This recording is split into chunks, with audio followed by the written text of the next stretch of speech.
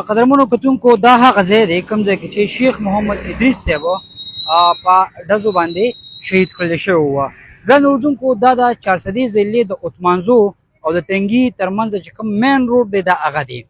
دلته کې موږ وګورو نو دلته کې پولیس راغلي دغه شانتي چې څونه امنیتي ځواکونه دي هغه ټول راغلي دي. زه تاسو ته لږ بریف در کومه تاسو کو دا شو ګورئ که نه نو مخامخ تاسو ته په دې کې یوه هغه سر کې د موبایل کې زه راجوختوم هغه سر کې دوی مدرسه ده دا کوم ځای کې چې چینچي را روانه ده دغې نه مخکې د دوی مدرسه ده. دغې مدرسې ته مولانا صاحب چې کوم دی هغه ته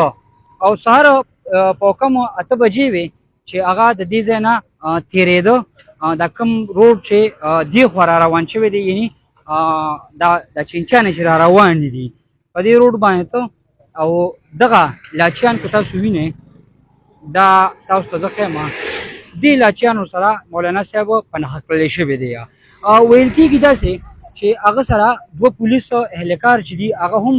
زخمیان شوي دي. دلته کې چې موږ کومو خلکو سره خبرې وکړلې او په دې موقع باندې موجود وو دلته کې دغه ځای نه چې کوم دي دا هندوانو والا دي هندوانې خرڅوي واپس که زه دلته راتاو شوم نو هغه ځای کې مخکې هم چې کوم دي هندوانې د روډ په غاړه باندې خرڅول کېږي دا هغه ځای کې د موبایل نه مخکې نو دغه خلکو موږ ته وویلو چې یاره په موټرسایکل باندې سواره کسانو هغوی راغلل او هغوی لومبې په پولیس اهلکار چې کوم شاته ناست وو په هغې باندې ډزې وکړلې هغې یې په لاس باندې وویشتله او هغه اوس دې وخت کې زیر علاج دی چارسدی په ډسټرکټ هډ کوارټر هسپتال کې او ورسره بیا مولانا صاحب چې کوم دی د هغې نه وروستو د شا اړخه په ډزو باندې لګېدلی دی. ګران اردونکو دغه ځای کې کوم دغه لاچي چې تاسو ته ښکاري دا مخامخ غټ لاچي دی نو دا هم په هغې بلټس یا په فایر باندې چې کوم دی هغه لګېدلی دی. مولانا صاحب ډسټرکټ هډ کوارټر هسپتال ته یې وړلی شو او د هغې نه وروستو بیا د هغه د جنازې اعلان چې کوم دی هغه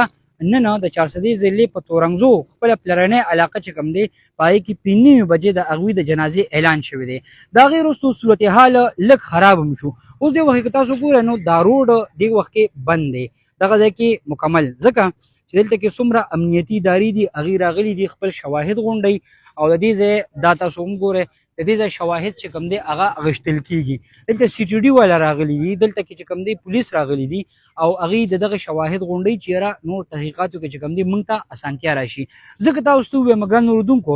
نو دا چې کوم دی دا تاسو چې دا اړخ وینئ دا د اتمانزو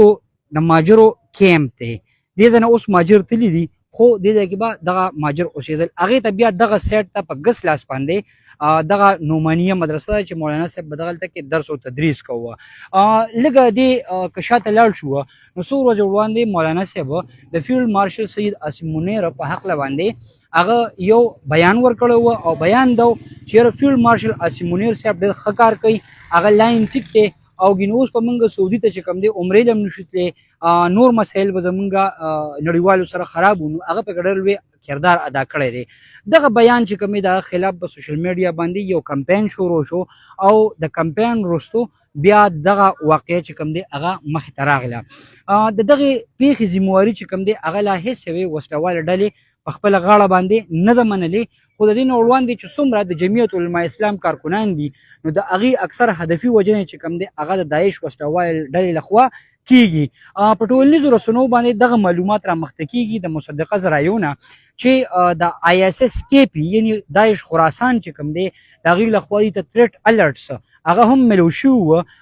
او د هغې نه وروسته چې کوم دی دا یو واقعه وشوه خو لازمواري په باضابطه توګه باندې چا هم نه ده منلې. ګرانو اردونکو زه دې کې یو خبره وکړم چې کله د هغې خلاف په سوشل میډیا باندې کمپین پیل شو نو چې د هغې ظاهره خبره چې ډېر منفي مهم وچلېده نو په کار دا وه چې د چارسدي DPO چې کوم دی هغه مولانا صاحب له سیکورټي ورکړی وه ځکه چې د هغه ژوند انتهایي په خطره کې شو نو خو دا عمل ونه شو او نن دغه چارسده چې کوم دی هغه د یو لوی غمیز سره هغه مخامخ کړلی شوه. زه تاسو ته ووایم ګرانو اردونکو دا هغه لاچي دی چې کوم ځای کې مولانا صاحب په بولټس باندې دې ځای کې لګېدلي تاسو دا ځمکه وینئ دا علاقه ده دې ځای کې چې کله ولګېده دغې مخامخ ځای کې نو ګاډې دلته کې راغی او هغه ځای ته دا ګاډې ورسېده دغې ستنې له دا هغه لاچي هغه نښه ده چې دلته کې دا دا تاسو وینئ چې دا یو ډز هم چې کوم دی هغه لګېدلی دی. بهرحال دغه شواهد ټولول کېږي.